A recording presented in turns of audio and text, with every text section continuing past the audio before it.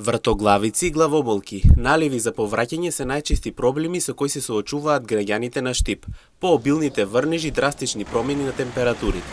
Велат дека ја користат лекарската терапија, ама истата не помага кога станува збор за вакви нагли промени и додаваат дека мора да продолжат да се крепат некако.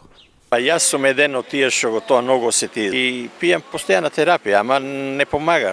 Веćinom треба да се избегаваме, ама тоа. Има некои подобрувања, ама па се чувствува тоа дека воздухот е друг. Главоболка, да. На пати чувствуваме, на пати не. Зависи према. Главоболката го би.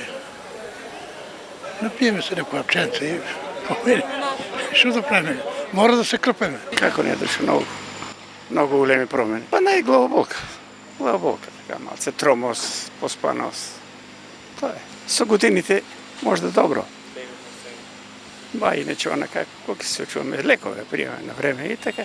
Покрај основните проблеми по падот на температурите, многу често граѓаните се очевици на брзата помош како интервенира низ деловите од градот, а тоа е доволен доказ дека ваквата ситуација се одразува негативно на здравието. Да, чувствуваме. Мозочни удари, срцев удар, се брза помош трче натамна преку градот цело време, те свират. Значи има проблеми, народот си има проблеми. Затоа шешир носам, на сенка одам.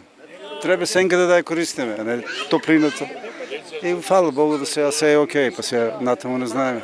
Со ваквата ситуација, лекарите апелираат секој пациент кој има налив на повраќање, вртоглавица, нарушена рамнотежа, зуење во ушите или некои други промени во телото да се обратат кај своите матични доктори, за да им биде дадена соодветна терапија, имајќи во предвид дека наглата промена е и промена за организамот.